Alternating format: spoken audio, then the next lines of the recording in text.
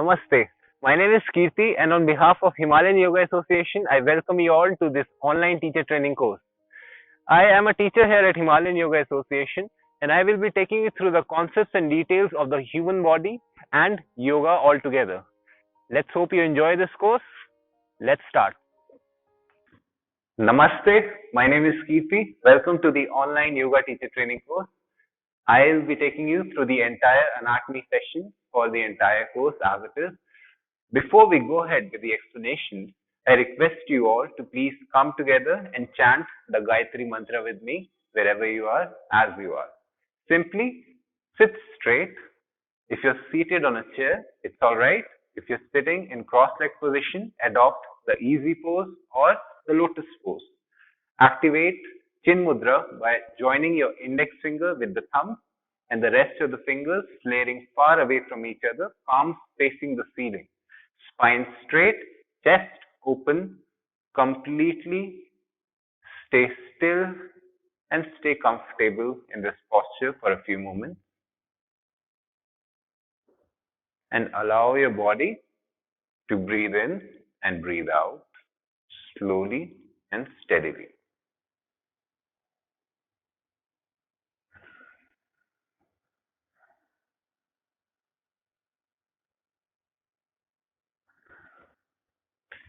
Simply inhale and exhale and allow your breath to gather complete awareness and attention towards yourself.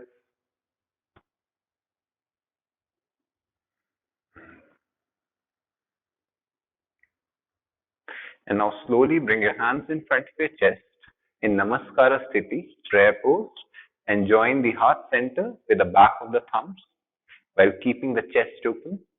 Proud, let's chant the Gayatri Mantra. If you know the mantra, then you can chant it with me. Otherwise, you can always repeat it afterwards. Simply slowly inhale once.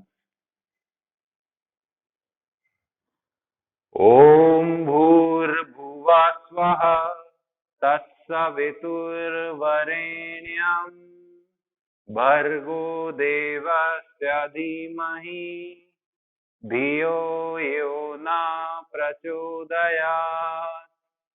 Om.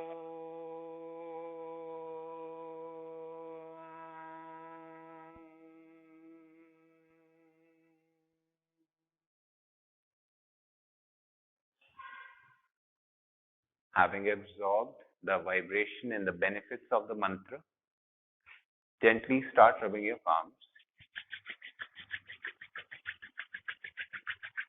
Now cover your eyes with your palms and transfer this energy that you've created between your hands. Massage your face, the back of your neck, anywhere else you wish to transfer this energy to. Before opening your eyes, once again fold your palms, bow down to your fingertips. With a few blinks, open your eyes and welcome back. So I want to start today's lecture, the first lecture, with a question. Why do you need to study anatomy to become a good yoga teacher? We often teach classes in the school as well, and there's always a mixed batch of people. Most of the people do not pay much attention to anatomy because they think it's irrelevant. Please, this is a complete misconception. In order for you to become a good yoga teacher, you need to have a very good understanding of anatomy as a topic, as a subject, as a science. That's because everything that we do in yoga, whether it's asanas, whether it's pranayam, whether it's meditation, each and everything is completely and directly working on the physical body as we know it. There are two types of people who do yoga in the world. One is the consumer, to whom you would be teaching yoga after you become yoga teachers. The other one is the person who teaches the consumers, that is, you yourself. Now, as a consumer, you obviously do not need to know the understanding of the physical body, the anatomy of the physical body. That's because you can simply go ahead and question the teacher directly about anything that comes to your mind related to the physical body. But as a teacher, you need to be aware of the answer related to those questions in that very instant. That will prove your credibility as a yoga teacher. That is not the only reason why you should pay attention in class. Please remember, whether you're working with asanas, whether you're doing breathing exercises, whether you're meditating, all of these things, they have a direct effect on your physical body, on your mind, on your lungs, on the pranic level, on the medical level, and on the physical level. Many a times, some people, they take further interest in human anatomy and they want to go ahead and become yoga therapists.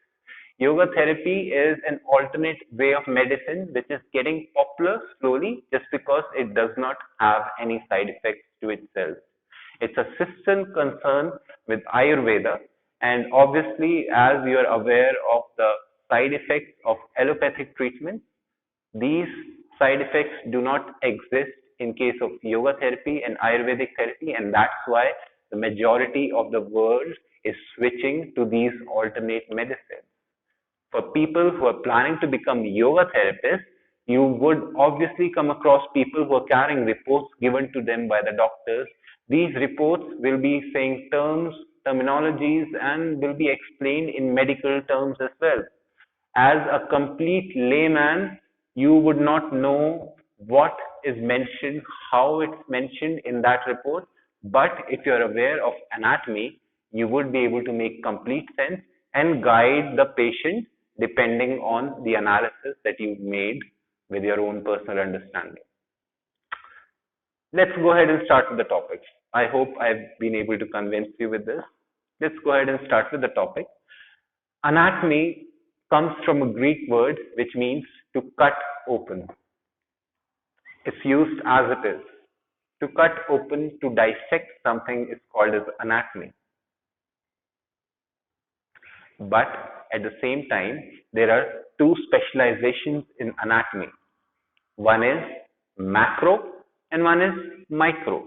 Macro, as the name suggests, is all about studying the body parts which do not need any magnification, or we can also say that macro anatomy is the side of anatomy which can be observed with the naked eye itself. On the other hand, microanatomy is the kind of anatomy which requires magnification equipment to study further. Things which are very thin, very small on a microscopic level, like a cell, like any nerves inside the body, they obviously need to be seen with a microscope at the time of magnification or at the time of study.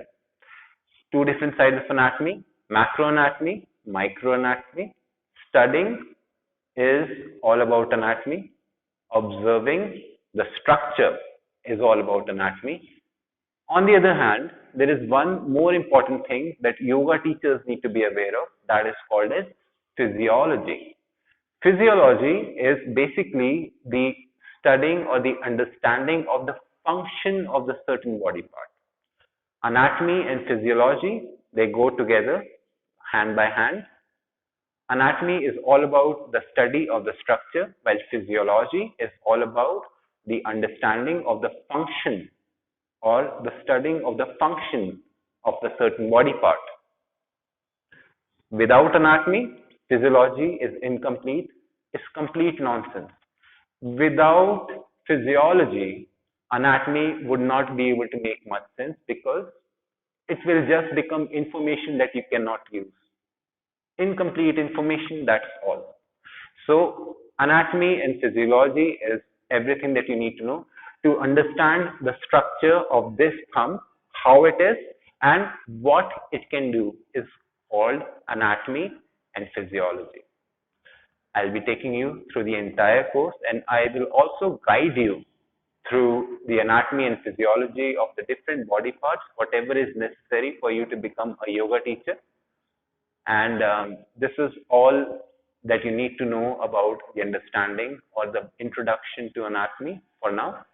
In the next session, we are going to figure out the different directional terms and the different body planes of anatomy. Until then, I'll see you again. Namaste and thank you.